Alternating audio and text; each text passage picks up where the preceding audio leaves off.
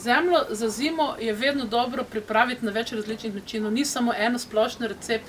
Najprej sploh ali prekopavati ali ne, to je pri nas zdaj to glavno vprašanje, nekateri so veliki nasprotniki tega prekopavanja. Jaz pa sama mislim, da vsake toliko časa ni slabo vsaj del prekopavati, gre namreč za to, da z drugimi načini obdelovanja zelo pogosto spodaj v zemlji naredimo plazino, spodaj tam nižje, tam, ko imamo globino korenin, nastane taka neprebojna plast, ki v bistvu ne prepušča vode z leti, takšnega neprekopavanja.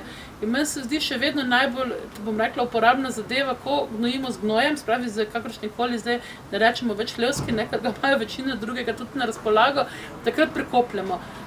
Pri prekopavanju je mogoče najpomembnejše, kar bo sicer zelo težko doseči in verjetno bo mogli nekaj let trajati, da si bomo ta ritem ustvarili, je to, da ne prekopavamo prepozno. To se je pri nas preprosto razširilo, tisto prekopavanje, štihanje v novembru, to je prepozno. Če je zemlja še topla, pa če je še dovolj vlažna, takrat mi ne naredimo toliko škode mikroorganizmov, pa še nekaj, gnoj, ki ga takrat damo v zemljo, začne že v jeseni razpadati. In potem to spomladi to razpadanje nadaljuje, pol se ustavi seveda, imamo spomladi pol idealno gnojilo. Če pa mi damo to v novembru v tla, pa še mogoče zelo globoko, kar je tudi včasih napaka, potem pa lahko začne gnoj celo gniti. In potem ni to tisto, kar bi hteli z gnojem narediti.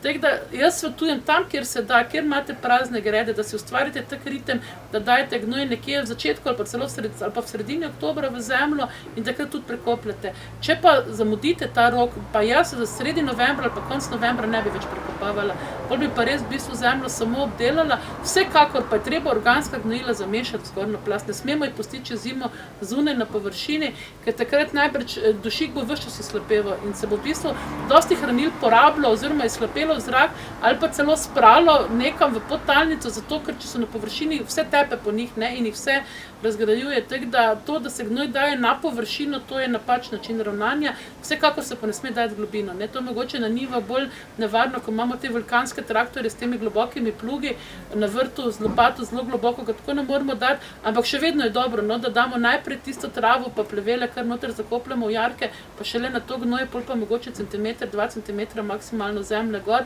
in s tem smo naredili največ, kar se tiče tega. Fajn je, da na vrtu vedno je ena greda, ki bomo rekli en azil, hotel za te naše koristne organizme, mikroorganizme, ki je pokrita.